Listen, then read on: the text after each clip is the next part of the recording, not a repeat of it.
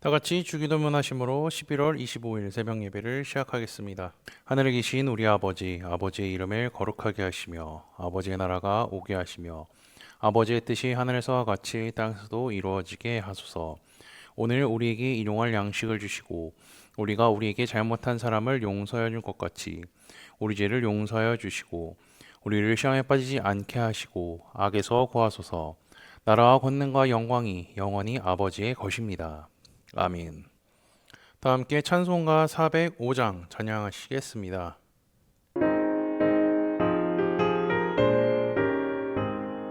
주의 친절한 팔에 안기세 우리 마음이 편안하리니 항상 기쁘고 복이 되겠네 영원하신 팔에 안기세 주의 팔에 그 크신 팔에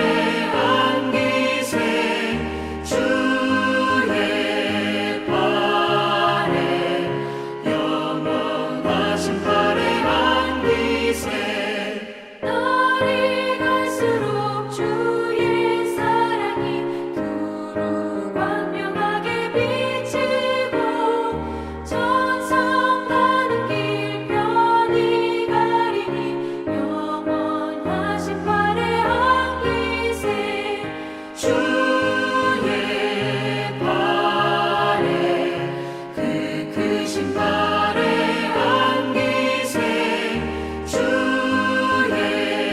팔에 영원하신 팔에 안기세 주의 보좌로 나아갈 때에 기뻐 찬미 소리 외치고 겁과 두려움 없어지니 영원하신 팔에 안기세 주의 좌에 그 크신 팔에 안기세 주의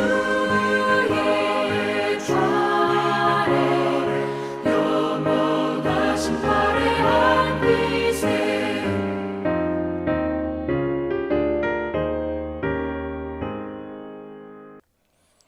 오늘 우리 공동체의 성경 읽기 본문은 고린도전서 10장입니다. 그중 1절에서 13절까지를 읽고 말씀을 나누도록 하겠습니다.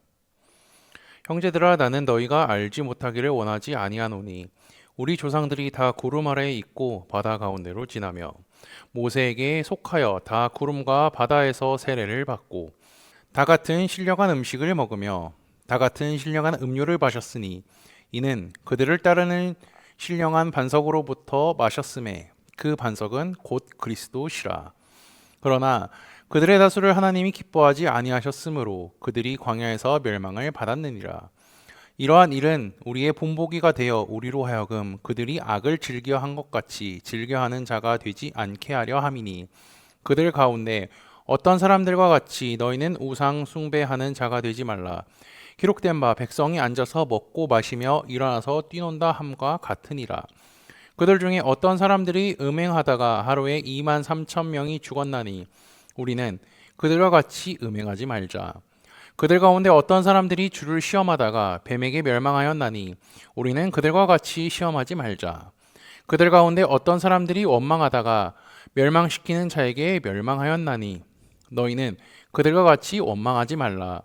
그들에게 일어난 이런 일은 본보기가 되고 또한 말세를 만난 우리를 깨우치기 위하여 기록되었느니라.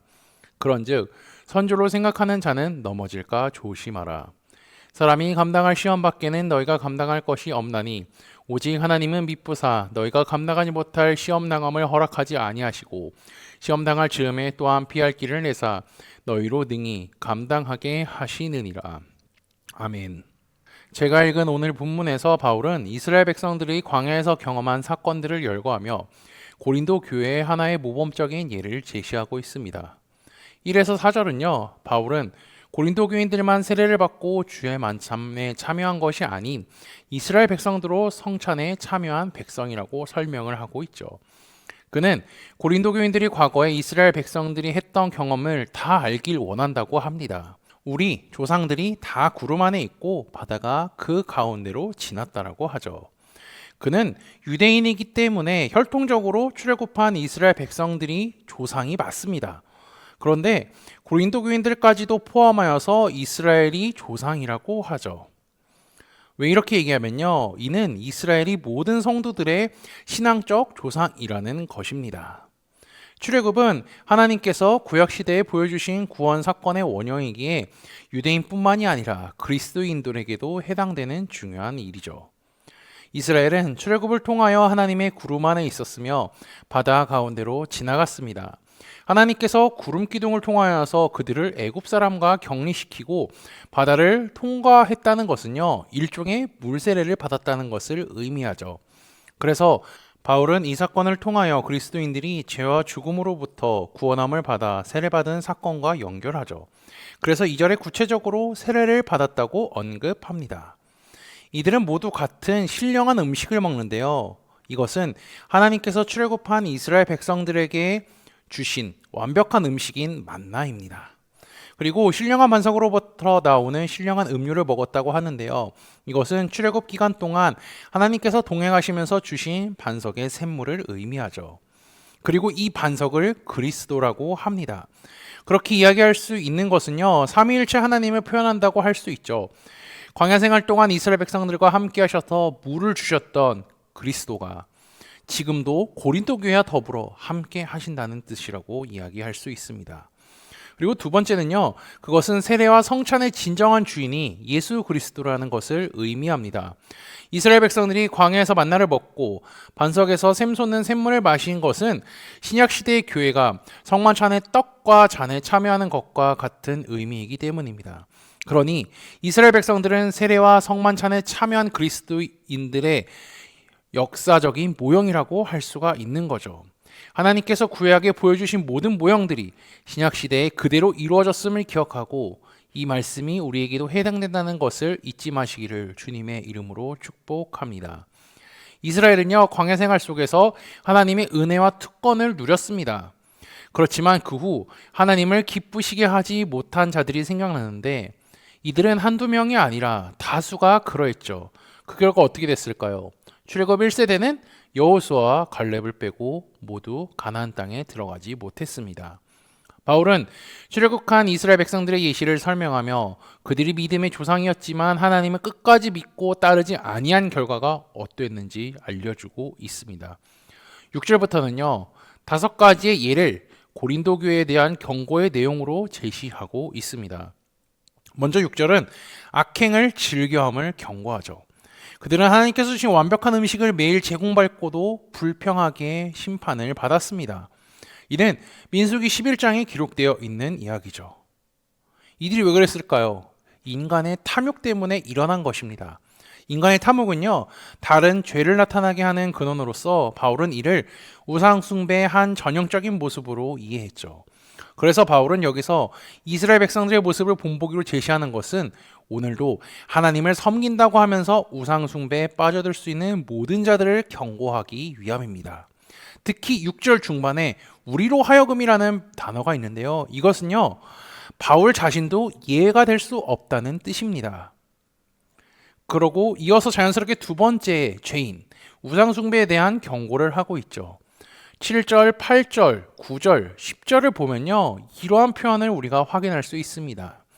그들 중에, 그들 가운데라는 표현이죠.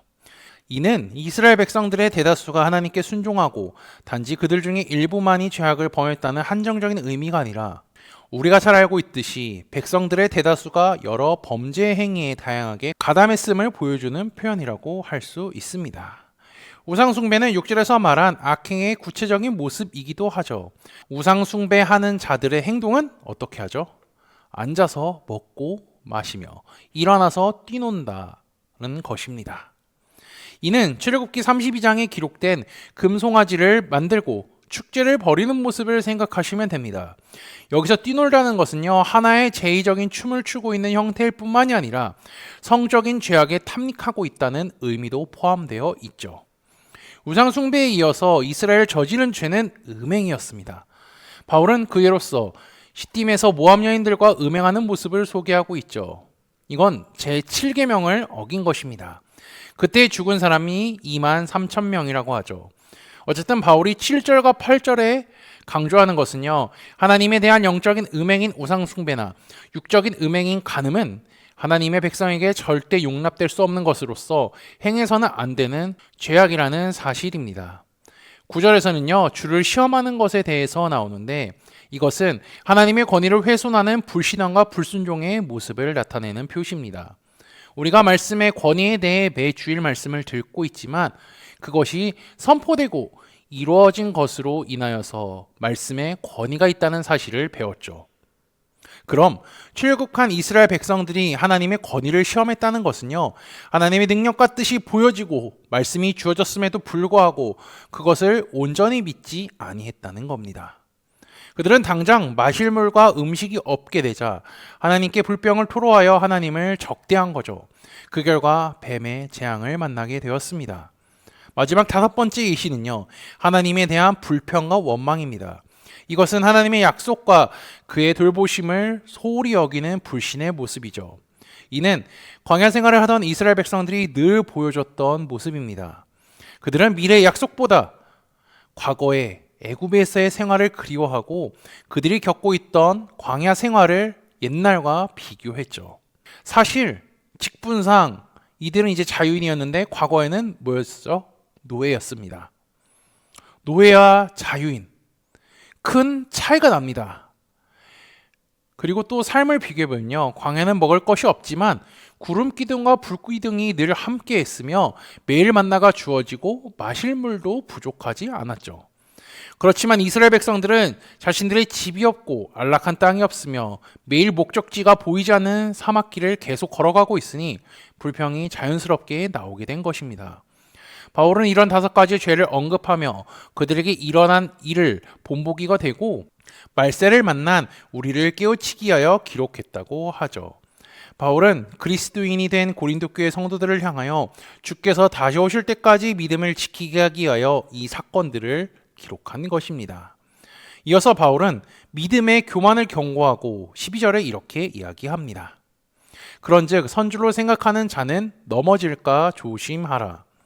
13절은 고린도 교인들이 처하고 있는 또는 앞으로 처할 상황에 대해서 하나님께서 어떻게 역사하실지에 대해서 설명하고 있는데요. 미쁘신 하나님께서 감당하지 못한 일을 허락하지 않으셨다고 하면서 시험 당할 쯤에 피할 길을 만들어주사 그 시험을 감당하게 해주실 것이라는 겁니다. 시험이 닥쳤을 때 하나님을 굳게 믿고 의지하고 나아가는 자에게는 하나님께서 피할 길을 열어주시죠. 사울 왕에게 죽임을 당할 뻔한 다윗, 출애굽을 한 이스라엘 백성들도 모세를 통하여서 하나님이 피할 길을 모두 열어주셨습니다. 고린도 교인들도 하나님을 믿는 믿음으로 인하여 언제든 시험과 고난에 처할 수 있습니다. 그때에 하나님의 말씀을 믿고 그분을 굳게 의지하고 나아가는 자에게는 피할 길을 열어주실 것이라 말씀하신 겁니다. 왜냐하면 하나님은 미쁘시고 신실하신 분이기 때문입니다.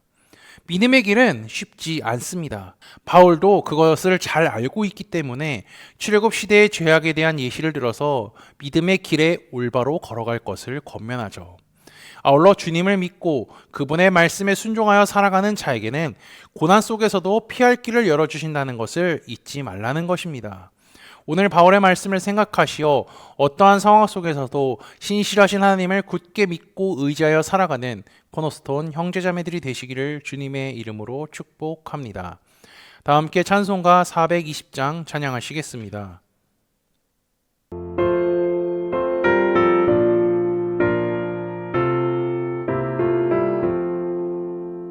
너 성결케 위해 늘 기도하며 너 주 안에 있어 늘 성경 보고 온 형제들 함께 늘 사귀면서